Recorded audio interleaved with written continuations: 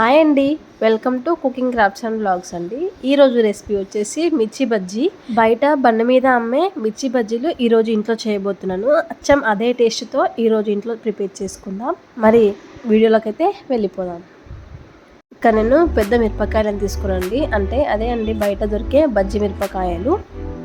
ఇలా తీసుకొని వీటిని మధ్యలోకి ఇలా చీల్చుకొని లోపల ఉన్న గింజలు అన్నీ కూడా తీసేస్తున్నాను. మీకు ఎన్ని కావాలంటే అన్నీ ఇలా గింజలు తీసేసి పక్కకు పెట్టుకోవాలి. ఇలా గింజలు తీయడం వల్ల మనం బజ్జీ తిన్నప్పుడు కారం అనేది ఉండదండి.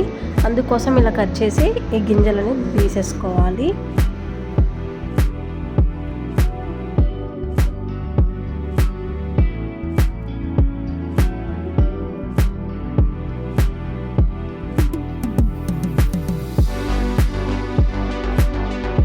చూసారు కదా, ఈ విధంగా కట్ చేసుకొని గింజలు తీసేసుకొని పక్కకు పెట్టేసుకోవాలి. ఇప్పుడు ఇక్కడ నేను ఒక బౌల్ తీసుకున్నానండి. దాంట్లో 1.5 కప్ వరకు శనగపిండి తీసుకున్నాను. అలాగే చిటికెడు సోడా, 1/2 స్పూన్ వరకు ఉప్పు, 1/2 స్పూన్ వరకు కారం వేసుకొని ఇలా విస్కర్తో ఒకసారి కలుపుకోవాలి. ఇప్పుడు దీంట్లోనే 1 టేబుల్ స్పూన్ వరకు కుకింగ్ ఆయిల్ వేసుకోవాలండి. దీనికి మంచి టెక్స్చర్ అనేది వస్తుంది. ఇప్పుడు ఇదంతా ఒకసారి కలుపుకోవాలి.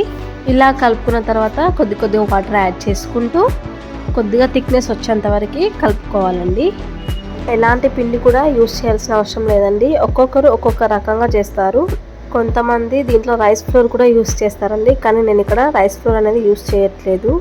కన్సిస్టెన్సీ అనేది ఈ విధంగా రావాలి. ఇప్పుడు దీన్ని పక్కకు పెట్టేసుకొని ఇక్కడ నేను చింతపండు రసం తీసుకున్నానండి. దాంట్లో కొద్దిగా జీలకర్ర వేసుకొని కలుపుకుంటున్నాను. ఇదంతా కూడా మనం ముందుగా కట్ చేసి పెట్టుకున్నాం కదండి మిర్చి. ఆ మిర్చిలో మధ్యలో స్టఫింగ్ చేసుకోవాలి. చాలా వరకు అయితే కొంతమంది ఇందులో స్టఫింగ్ అయితే వేరే రకంగా పెడతారండి. నేను ఇక్కడ చింతపండు అలాగే జీలకర్ర రెండు కూడా కలిపి పెడుతున్నాను. అసలు కారం అనేది లేకుండా పులుపు తగులుతూ ఎంతో టేస్టీగా బాగుంటాయి. ఇలా ఓసారి తప్పకుండా ట్రై చేయండి.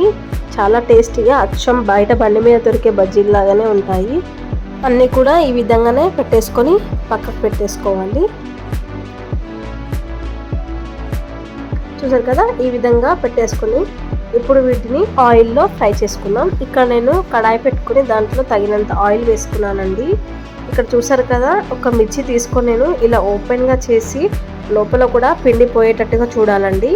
ఇలా ఒకసారి డిప్ చేసి ఆయిల్లో వేసేసుకోవాలి. అన్నీ కూడా మీడియం ఫ్లేమ్లో పెట్టుకొని వీటిని ఫ్రై చేసుకోవాలండి. లేదంటే లోపల పచ్చిగా అలాగే పిండి పిండిగా ఉంటాయి.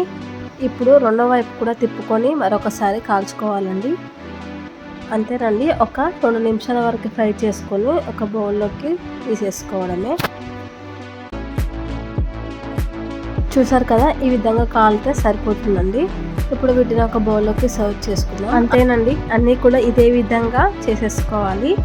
అచ్చం బయట బండి మీద దొరికే బజ్జీలానే వస్తాయి. తప్పకుండా ట్రై చేయండి. ఇలా చేసుకొని సాంబార్ అంచుకైనా స్నాక్స్కైనా చాలా అంటే చాలా బాగుంటాయి. ఒకసారి తప్పకుండా నేను చేసిన స్టైల్లో ట్రై చేయండి.